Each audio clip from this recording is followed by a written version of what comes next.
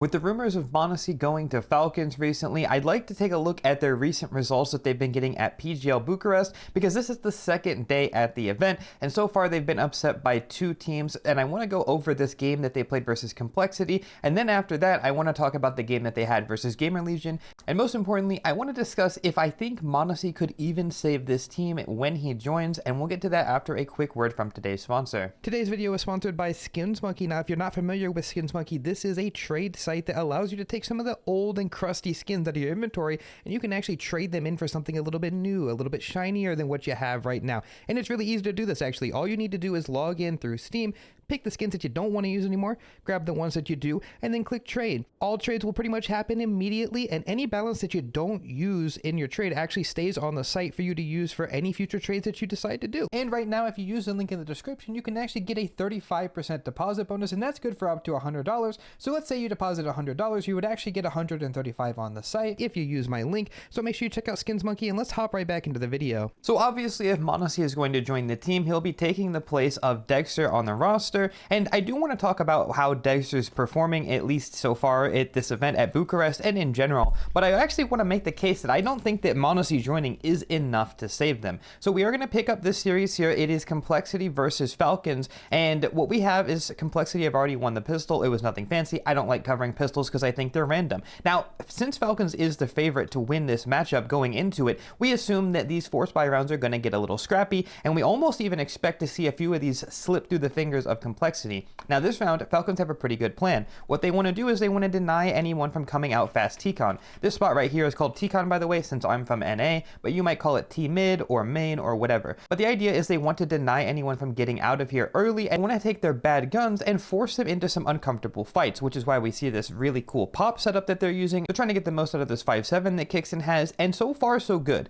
Since Complexity has the weapon advantage, they just want to stay grouped up and they want to trade, but Falcons actually forces them into a really uncomfortable exec here where they have to come through, and the smoke on T-Con that's about to come down is going to make it nearly impossible. You see Nico's waiting, and all of this is to say that they are playing some decent CS here. We have talked about this before when we were covering the Falcons game versus Mouse, that they are a pretty solid fundamental team. The problem is that when they are forced into these really uncomfortable situations where there's maybe rounds are getting a little bit scrappier, they don't have scrappy players. I mean, sure, Nico can keep up, and obviously they still will win some rounds, but typically when you take them out of the structure, they're not very good at dealing with stuff. So we're going to fast forward a little bit. It's 3-1. Obviously, after the money gets broken for Complexity, they have to take another force buy and then a full eco after they lose it, and we have the first gun round here. Now, what we see is immediately Halzerk is going to go for this pick, and despite getting double naded and mollied, he's still going to get the kill onto Nico. It's fair, it's going to happen occasionally when you're playing Train, but I want to talk about how the rest of the round goes afterwards, because after they get that pick, Complexity is going to all group up in towards upper B, and they're trying to go for an exec. Obviously, you have a men advantage, this makes a lot of sense, but Magisk is going to throw this nade, you know, reminiscent of 2018 Astralis, and he's going to get the kill onto Halzerk. Now it's a 4v4. Now from Complexity's POV, as soon as Halzerk gets killed, we see the plan change immediately. Now we have 60, or I'm just going to call him Danny. Danny's going to go and he's going to clear out Pop with Grim, and you see the plan change immediately. JT says now we're going to fake B, because it's likely that we have pulled the rotates over here, and, you know, because they didn't have anybody in Ivy, they didn't have anyone in T-Con, they know it's very likely that Falcons has this information that they're mostly grouped up B. So by clearing Pop, they're able to fake B site, which is very likely to have at least 2 more players here, and they can just take the A site. It'll be a retake, it'll be scrappy, but it should be fine. It's actually a really good call from Complexity, and that Molotov is going to force Testis to choose. You see here, they mollied this, so now Testis can't play here, and he has to either gamble into B, and he can't rotate back, or he gambles into A, and if it is B, well, he can't help. So that's the idea. They throw all of this, and then they're going to be led out of Pop Dog by Danny, and there's nobody here to receive this hit. Actually, nobody at all. They come out, they take the site, and just like that, we see Complexity get into a post plant. I don't think this is misplayed by Falcons. Now it's just up to them to win the retake, and it can be a little scary. I actually think that Train A site will go down to be one of the harder sites to retake in the map, and well, with that being said, they actually don't win this. And I think this is the beginning of where Falcons' mental gets tested a little bit. Now clearly they're coming in as the favorites. They've probably written off Complexity completely, and they don't expect to lose around this convincingly. And, you know, we do have some notorious tilters on the team. Nico, known to get a little bit frustrated. I'll probably put a clip in later on Dust 2 too. But with that being said, this is clearly where the mental changes for Falcons. They think, you know what, we're the better team. We shouldn't be losing rounds. Let's just put them in their place. And you see that reflected in this round. They're going to play into complexity strengths. Remember, I forewarned you that typically when Falcons plays a little bit puggier, a little bit scrimmier, they don't typically do that well when it gets chaotic. And if there's one thing I know about NA, we like our chaos. So what do we have here? We have Kixon is going to lead the way. He's going to go in towards close front red, and he's going to try to clear this out. In the meantime, Nico is going to look towards the top of red, doesn't see anything, gets flashed off, and he's actually going to just come through this smoke with his teammate. Now, in the meantime, Kixon gets taken out by Grim. He was all alone. It was a free kill for him. And Nico, he tries to pick up the pieces here, but he's going to get one kill before getting traded by Halzerk. The problem is that the damage is already done because Kixon already died and gave up this side of the site, and Grim's going to get a 2k. Again, like I said, when the round gets a little bit more chaotic, you see the pieces fall apart. I'm actually going to rewind this round so we can watch it from Kixon's POV. He comes out here and everything seems fine. If Nico would have came through the sandwich smoke immediately, it might be Nico that is the one that dies, but Kixon can trade him. But instead, Nico goes on top of red in the beginning, and even though Kixon dodges the first flash, you see he's completely in the open. He doesn't have any backup. What's the plan here? I mean, I know this is how Train is played typically, but I feel like somebody's missing. Like maybe we should have somebody in pop. Maybe we could have somebody playing close red here if we're going to be playing to deny this early T-con pressure. But instead, he's left all alone, and he looks a little silly. He's full blind, and Grim's going to get him. And like I said before, Tessus can't do anything, and that's going to leave Falcons to save. But that's 2 rounds in a row where Falcons are outclassed. Now, after a full eco from Falcons, we see Complexity in the lead, and this is going to be a really interesting round because it is actually the last round that Falcons win in this half. So what happens is we have Nick, he's going to jump out in towards Olaf, and Nico's coming to clear. All of this is pretty standard. You see the same idea as before, except this time Kixon gets into pop, and he's going to crunch upper B with Magus.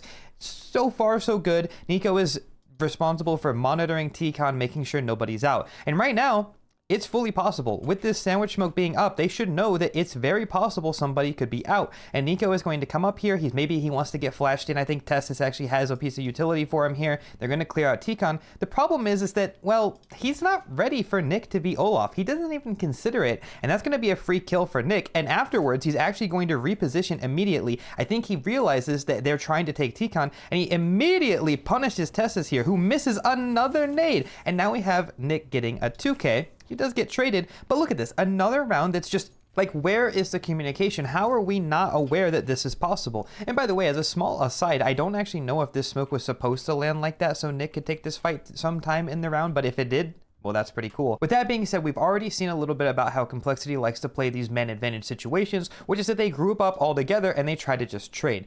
And that should work in this instance, but the real issue is that they just take too long and they allow the man advantage to actually get given back to them. Halzerk takes just an overstep. It's not really his fault. And then Kixon gets 1 kill walking through the smoke, and they end up taking it back. Now, I feel like this is an important time to remind you, though, that that is the last round that Falcons win, and let's take a look at this round. This round is pure chaos, another NA classic. So Dexter goes to deny this pick that Halzerk went for earlier, doesn't see anything, and instead eats a nade. After that, he decides, you know what, I'm just going to post in towards pop. This is fine. Kixon's responsible for holding T-con, but he gets timinged, I guess, and Grim gets out and gets the kill. Even though Kixon does get the trade, it doesn't matter because Danny is already out as well, and he's going for the trade. Now, he does get one. He mollies off the rotate, and he comes out here. He does have his teammates behind him, so he knows he's going to get traded. He goes down. Nico gets the kill, but then Nick comes through pop, and I think that they might have just forgot this was even possible in this round. Lost in communication, and Nick comes out. He gets 2, and another round is just over. It's 1:30 in the round. Think about this. 25 seconds in the round. It's already over. Decisively, by the way. This is, I don't even really know what to say. Like, I feel like this is just one of those where it's like you're playing into their strength. You have to slow them down, play further back. Don't let it get out of control. So things are starting to spiral a little bit, and Complexity can feel that. Of course, they did just win an eco. We skipped it. And off the back of all of this pressure that's being built up, JT calls a B rush, and I absolutely love this call. They're led by Grim. He's going to come down here, and you might be wondering if you're looking at what you see and going, well, Where's the B player? Well, if we just rewind for a second, you can see that this is actually a gamble start that Falcons decided to go for, where they played 5 towards A. Remember, let's just zoom out for a second. Even though this looks a little silly giving up B on a gun round, the only real things that Falcons has lost to so far this game are these T-con pops where they have people coming in through ladder, and even after they get a man advantage, we walk back Ivy. Only one time have they ended B this game, and they ended slow in a fake that actually was A. You see what I'm saying? They could cheat the B player towards A. It feels like they should be able to get away with that. The problem is look at how this strat. The problem is that look at how this strat is designed. The Molotov is actually a fake on the sound cue. It's supposed to land at the top of ramp. That's the normal one that you throw in the default, except this one lands a little bit farther. And since Magisk actually isn't here, he can't tell that that's what's going on. So when he rotates back in, even though he heard a lot of people running towards B, he still thinks that ramp is mollied, and he walks in with his nade out, and the B side is gone. They've given it up completely. That being said, they still try to make the best out of this situation. Sorry about laughing, but it's actually just so funny that everything is going right for complexity. They throw this smoke so that Magisk can sneak out. Obviously, on B, you want to be rotating through CT because getting out Z is pretty difficult, and Kixon, he ends up getting the kill. 5v4, this retake is extremely doable, but I know you already know where this is going since I spoiled it. They're trying to play their best. They're playing very reserved. Magisk doesn't want to give up a fight. He's all alone. You see the smoke getting dropped on this side of CT. That's, of course, a very common rotate. There's 3 people that get smoked off here. How silly does that look? One smoke smokes off 3 people. Wow. Magisk all alone here. They flash, they clear him, and what do you do now? You're all stuck behind the smoke. They end up having to nade it, and they have to come through this smoke. And they get really lucky because Hulzerk gets timing. Danny gets a kill and trades it back. It's not looking very convincing for Falcons, but Tessis is the one leading the charge here. Nick is stuck on the site, and now it's a 1v3 for JT. But in all of the chaos, what you might not have realized is the bomb got planted up here. And even Falcons misses this. So they throw a smoke on the bomb. They think they've done it, and Tessis is trying to find it in the smoke. He doesn't. And by the time he realizes where it is, he doesn't have a kit, and he doesn't have time. And so that's another round that's been stolen by complexity, and this is the round that I think breaks them completely. After they played this round almost perfectly, they lose to a B rush, and not even do they lose to the B rush, they actually win the retake, but they lose to time because the bomb is planted in a spot that's not normal. And you can just see the progression as they get more and more tilted, because you see them losing to things that they know that they shouldn't be losing to. Which leads us to this round here, which I think demonstrates how Falcons is playing the best. This one round, all of the communication that's being missed, all of the tilt that's led to them making plays they wouldn't normally play, it all is demonstrated in this round. So we see them finally execute the plan they've been trying to do all half. They take this area here in front of red. They have T-con smoked off. Dexter is holding for the Ivy aggression. It's calm across the map. Falcons actually is in the driver's seat, but of course, you see, we get the info. There's at least 2 there. We saw the run boost. Dexter gets pulled back. He's going to play a safer angle. Hulzerk waiting for him, only legs him. They really have a chance in this round. And by the way, isn't it crazy that Dexter was ready, or sorry, that Hulzerk was ready for that? Kixon is going to rotate in as Nico goes to help Dexter. You see them kind of running into each other. They can't really agree on how they want to play. Nico probably feels a little displaced. I mean, if we look at this from right here, it's not a real setup. Like, this isn't something that they were like, yeah, let's run this in our next game. You know, they were talking in theory. Like, no. Nico's probably getting a little frustrated. He doesn't know where to go. He doesn't know what to do. Either way, we see a trade happen, and now Nico's, again, he's bouncing. You see, this is why Nico's getting so frustrated with this team. Like, when you see him, like, have those, like, moments where he's yelling, from his perspective, what does he do? Like, what is happening? He tries to help. He's running into his teammates, literally. Now he's not holding pop. He's bouncing back, trying to hold here. Like, he's literally doing 360s, trying to figure out what to hold. And it's not because he's a bad player. It's because, like, they're not probably saying, I need you to do this, and I don't know. Either way, he finally gets into a decent spot here. The round is getting a little bit more chaotic. He smokes in towards deep T-con, and Kixon is probably going to take it here. That molly denies. Nico gets a kill. It's a 3v3. It's not looking too bad. He knows Hulzerk's here because Hulzerk already shot his op earlier. That molly, unfortunately, is going to tick Nico. He's going to back up, and after he sees that, you know, nobody's T-con, he backs up, and you see what happened, but Nico doesn't. Kixon isn't actually holding T-con, which means that, well, it means that Grim can get this kill onto Nico, who's been forced into him walking backwards. He's not even looking at the threat. He's literally staring at nothing. He's just making sure that nobody goes through the smoke, but he can't even do that. And Halzerk has an up. Nico.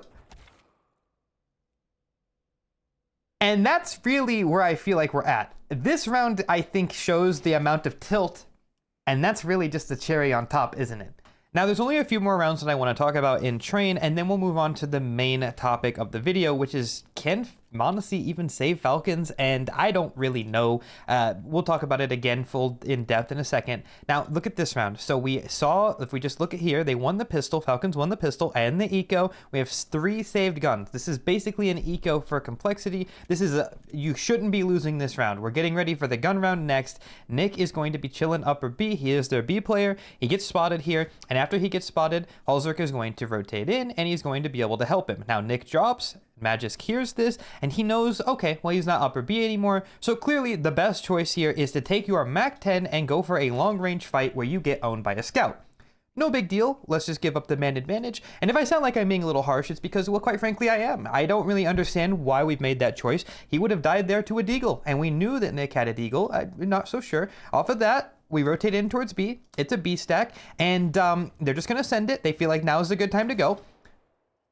There you go. And they just keep going. Danny gets a kill, and actually he gets another kill, and they missed the molly. I don't want to make the video just looking at this team and sighing and going, man, they suck and all of that, but here's another round. So we see Kixin now. He's called a really good strat for Train. We have 2 people that are, well, hold on, I'm full blind, but 2 people are running towards Pop, and he wants to pinch with them. He actually gets naded quite a bit, so he jumps into this smoke to avoid the death, and he actually does that. And he's out now. He thinks he has a timing, and he could just wait for his teammates to come pop, and they could go out with the flash. I think that was the plan. But since he's the IGL, he calls an audible and immediately dies. Now, you see, what happens now is Nico tries to take this fight with the Deagle, and they're really disjointed. They don't have a lot of utility that's being used. JT is going to take the fight. He actually gives it up, and now it's maybe possible. They still have everybody at A. All 8 players are here, and the round is going to kind of devolve from there. Dexter's going to chill in towards back red. He falls for the same trap that Kixin just fell for. He thinks he's safe here, so he's going to go down. That's a man advantage. His team left. Yeah, the bomb is upper B. They've taken the I just don't know, man.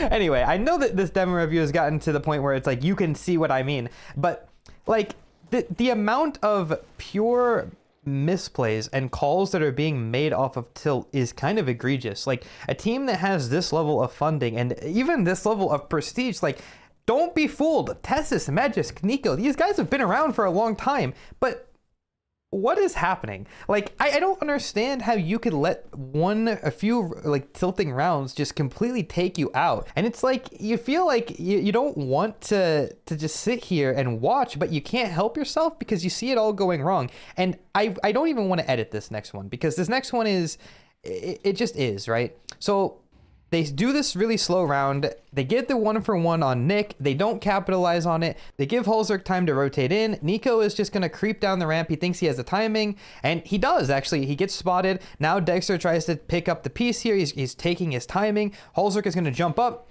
He gets the kill. And all that being said, now Nico's alone on B. And okay.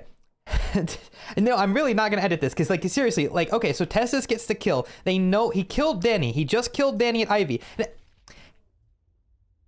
Why do you have your smoke out? You know they know you know. So what are you doing? The bomb is 3 years from Nico. Still, to this day, he's coming up on top of the ladder. He's trying to make it work. Like, he's walked out B with no util. He lost his teammate. His other teammate died. Now he's doing everything. In his mind, he's like, what can I do? And I mean, seriously, like, it's a mess. It's a mess. And yeah, sure, they try to play this the best they can. Kixin jumps up on this angle, holding in towards deep CT. You know, he's trying to make it. They try their best, you know, but it's already too far gone. Like, they should have had Tessus alive still. He should have been coming upper B. It should have been so different than this. And Kixin just drops in. Now Nico, again, he probably thinks, what do I have to do? He's in the Z smoke, and well, I've got bad news for you. They know he's here, and that's it. That's it. That's it. That's it. And you think, oh, it can't get any better? Well, what worked for the complexity guys when they lost a round? Well, they went for a B rush, and so they decide, you know what? Let's just go. Monosy can't even fix this. I'm just being honest. Like what? Like this is clearly they don't have chemistry moment. Like they don't have chemistry. I don't think that they trust kicks in. There's something has to be wrong. I don't know. Okay, let's talk about Dust 2 very briefly. They just get owned this game. All of the same mistakes they're letting Tilt affect them. But where would Monosy fix their problem? We have a B pick here for Dexter. He's actually going to take the duel, and he's looking here. Misses the flick onto Halzerk. Actually misses the kill onto Nick. And, you know, he's not really in a great position. He needs to get bailed out. His teammate's going to throw a piece of utility for him. He's actually going to get double naded and then mollied, and then he dies. Okay. Well, you know, every opera misses every once in a while, but this is a really big gun round. Like, look, they've already lost 5 rounds in a row. Like, they really needed this round to go well for them, and it just doesn't. And like I said, you can only imagine Nico's walking up Cat right now, like going, bro, like, I know he probably wants Monosy in the team so that it could feel like, oh, you know, we have that chemistry. I know I have another star player that's going to win rounds for us, but I think the problem is deeper than this, right? I don't know if just adding Monosy is going to be enough, because let's just go back to train. Did they lose that map because their opera's just not good enough? No, they didn't. And even if Monosy's there, like, is that going to bring enough value to where they can beat? Like, imagine this again, like, just for reference, like, we're watching them play complexity.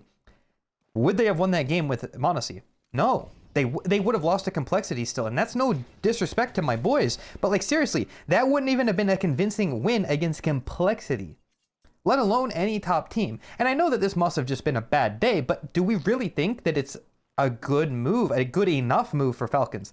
I don't.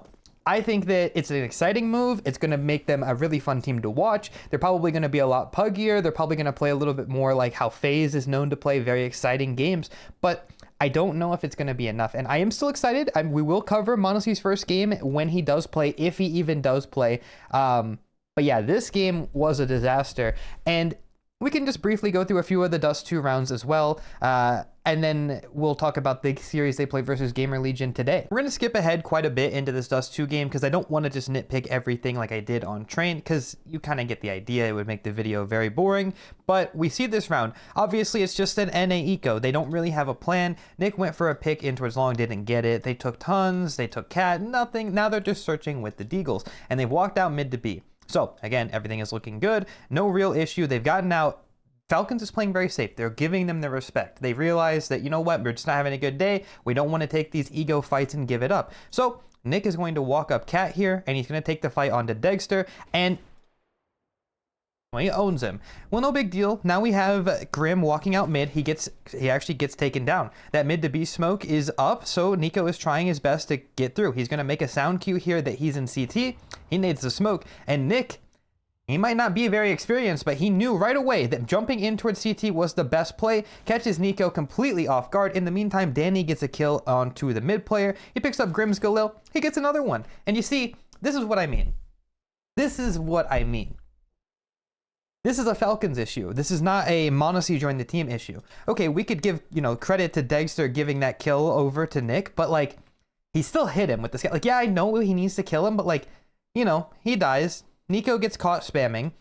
The two guys in mid die. Like, they didn't lose the round because of Dexter. It didn't help, and it definitely made things way worse, but like, that's not where the round got lost. It's like, and this is also another one of those rounds, again, like, just, they should not be losing this. This is a forced buy round. Like, they didn't even throw anything through mid to B. Nick walked up Cat, one doink, drop CT, kills Nico in a smoke. The guys mid lost their duels to a Tech 9.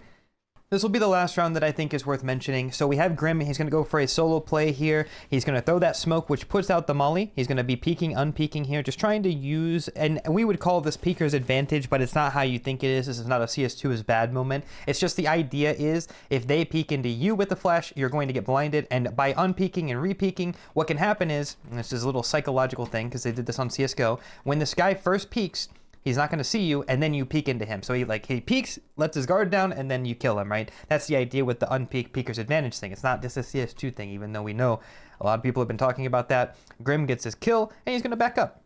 you know what? I give him that. He killed Nico. That's a tough kill. They didn't even really misplay that. That's fair. Fair is fair. And now they're going to regroup. And this is really when the problem starts. And if we think about greatest B players of all time, I mean, Magisk has to be on the list. Like back in the day when they were playing on Astralis, like I remember a lot of great B holds here. But this is just not one of them, is it? He doesn't get a single kill. He gives up the B site. Now they're going to collapse on mid. They know that Grim was at long earlier, so it's very likely that he's going to be lurking. You know what? They're going to go kill him. They got 2 for 1. Surely this is not an issue. Kixin goes too fast. Tessis can't trade, and this was a gun round. They got no resistance. Grim didn't even take damage until just now. And he's got a 3k. Magisk didn't get anything on the B hold. You see what I mean? Dexter's the last alive, and is this the person? Like if Monosy was this guy instead, would it have looked any different? No, it wouldn't have. And you see what I'm getting at? Like they need more. They just need more. Like this could easily be Monosy, and it would be the same discussion. Falcons is not that guy. Like I know we're bringing in like probably the 2nd or 3rd best player in the world into the team, and that's going to have like a lot of things that we can't even see in a game like this, but just as a plug and play, I just don't see it. I really don't. And even though, like I already said, and I already kind of prefaced all of this, like I am excited for the move, and I think it'll be really strong, and I think it's going to make Falcons a very exciting team. And then the next move that they get, maybe they sign somebody ridiculous, like a great IGL of all time. Maybe Kerrigan goes on his way out, you know, but I doubt it. And it's like, you know, even still, it's just like, do you see what just happened? Like, I don't even need to discuss what you just saw. Like, did you just see what I mean? Like, would this be any different? Like, those 2 players are not getting replaced by Monosy. Like, I don't know, man. I know it seems like I'm on the Falcons hate wave, but they clearly just let Tilt affect them too much, and something's not working. And after this game, you think, well, maybe it would get better. Well, it doesn't. Poor Nico. He misses another deagle clip, and he got memed about that one on Reddit, and they go on to win the series. Complexity takes them, and surely it would get better when they played Gamer Legion the next day. Oh. I see. With that being said, I appreciate you guys for watching the entire video. If you have made it this far, make sure you guys subscribe so you guys can watch more demo reviews. Let me know who you want me to cover next. Leave a like on the video while you're down there, and make sure you let me know your favorite part of this one. It was a little bit more memey than the demo reviews we normally do on this channel, but I tried to keep it educational still. So if you guys did enjoy, make sure you guys let me know, like I said in the comments, and I'll see you guys very, very soon. Much love as always.